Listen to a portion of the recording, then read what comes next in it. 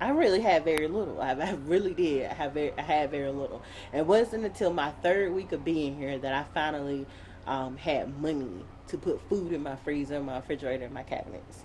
But in the midst of me doing that, I manifested it. I prayed for that.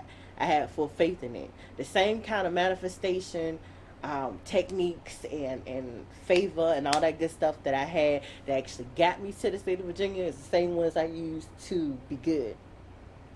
But I'm gonna tell you how it works. It wasn't until he left and I saw him for where he was and the choices and decisions that he made that my income came back to where it was supposed to full force. And it wasn't that he was a bad guy. He just had to go. Divine Mashana 1111 never would have been if he didn't go. That's just what it is. And that's my point. If I didn't make you uncomfortable, then you wouldn't leave, is what Divine says to me all the time. And I'm stepping on that and I'm building a legacy off of that. And it doesn't mean leave as in a person has to physically leave or you have to physically leave. It's your circumstance, your situation, whatever it is you're doing. Like we said earlier, you want to stay comfortable? Okay, you can stay comfortable as long as you don't have a calling on your life. And it's nothing bad to say that a person doesn't have a calling on their life. A lot of people don't have callings on their lives. Some people, if they do have a calling, it may be to the extent of you supposed to be helping somebody else with their dream. You're supposed to help realize or help somebody else realize what their potential is, and you're supposed to step up as a foot soldier. You're supposed to step up as a helper. Not everybody's supposed to be the boss, and not everybody wants to be the boss. Not everybody wants that.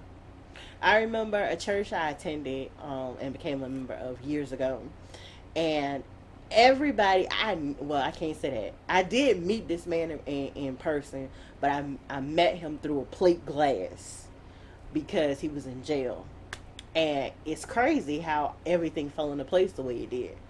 Just before I ended up going to this church, this man had just went to jail. And he had just went to jail for something that he was supposed to have done. I never did find out if he did it or not. But something he was supposed to have done when he was in his early 20s. And this man was probably in his late 30s, about to be going into 40s. So, yeah. And I actually saw this man behind the plastic one time. Divine led me to go to him, and 1 week after I went to go see him, I left the church altogether. I had been activated, told this my position as a prophetess, all that good stuff. Well, my point though is it's crazy how um everybody that talked to me about this man, including his wife, they all gave me the same story. And I was walking and to my appointment the other day, and it came out. Now it's coming out recorded, so I'm glad that they did this. It's coming full circle.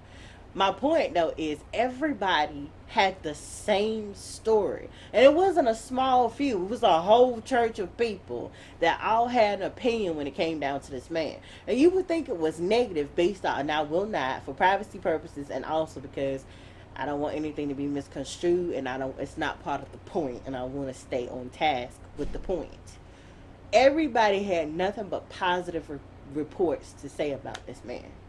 You know, it actually kind of goes hand in hand with my current mate. This man was actually a DJ, also a record producer. He was a gospel record producer. He actually produced a lot of the music and stuff. The people could really sing, not sing. They could sing in that church. They had, and it was one of those special type of churches where it wasn't a usual type of church. It was a gift church. Usually people find that church when they are vibrationally compatible with finding out where they belong. Finding out what their spiritual gifts are, if they have any. And you go there, you're not looking for it, but you end up going there. Divine actually gets you there. And then you could be there for a month, about a month. And I was there, honestly, for like a month to 2 months. And I was in a crazy space in my life. That's why I can say to you from a personal standpoint. And one of the beautiful gospel singers, what's her name? Let's see.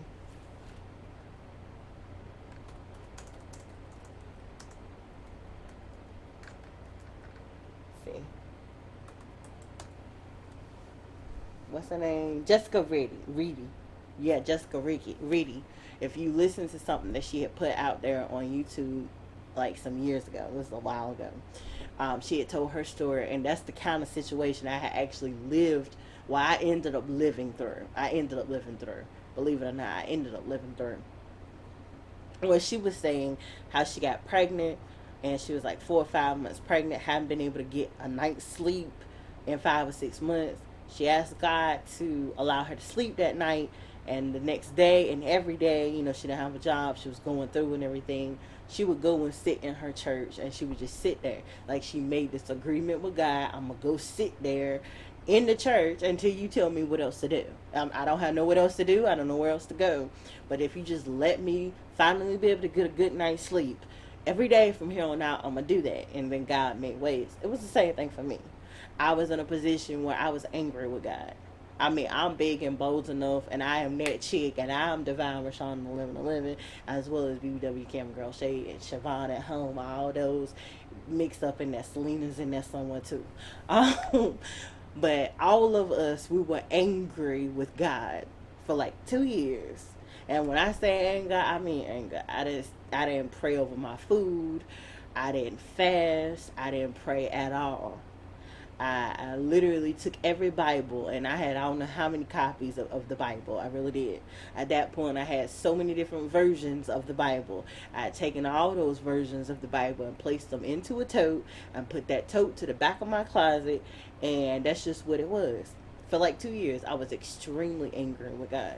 And it wasn't until I walked into that church that God started speaking to me. Yeah, the man of God was actually standing on the pew, and the woman of God was there, her daughters, which were women of God also, and his son-in-law, which was also a man of God. And when I say man and woman of God, what I simply mean is of the cloth. Preachers, teachers, healers, they were there. All those things. And so when I went to go take a seat in that church, I just heard God speaking to me. That was the second time in my life that I heard God speaking to me. And he's like, aren't you, you've been angry for so long. You've been mad for so long. And no matter what, I love you. I got you. Aren't you tired of being angry? Aren't you? And that wasn't going to be the last time. It happened several times after that, too. It happened. The first time was when I was about 16, when I literally told God, you know what? My life is going through. I mean, and even as I sit here talk, that's crazy. Even as I sit here talking about this, it's hit me. Lord, this has been interesting, hasn't it? My. I'm not being funny. Let me express to you what I mean, what I'm saying, what I'm talking about. When I was 16, I had a mentor. Actually, me and my mom both shared one. And not long story short, ain't being funny. The only reason why we did this, we didn't have transportation. If you had a mentor or whatnot, she also had a nurse. For about 1 to 2 hours a day, you could go out with this person wherever it is you need to go, and they were getting paid for their services. And I'll leave it at that. So that's the reason why we had them. Well, one just happened to be a minister in training. I ain't gonna lie, that woman, Lord, it was through her nastiness, her rudeness, and her disrespect. Yes, she was a minister and ordained. She was being ordained. But her rudeness and disrespect, yes, Lord, it was definitely what got me to this place of accepting God into my life as Lord and Savior. 1 second, y'all.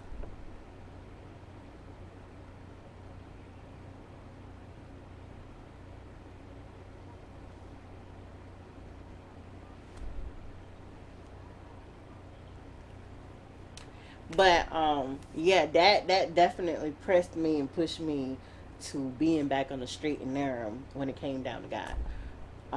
When it came down to it, it was just seeing her life. For her to have such a nasty mouth, to be a gossip, controlling, opinionated, and just rude and disrespectful. For her to be that way, this woman lived in a beautiful brick house. Her husband included, they had 3 vehicles.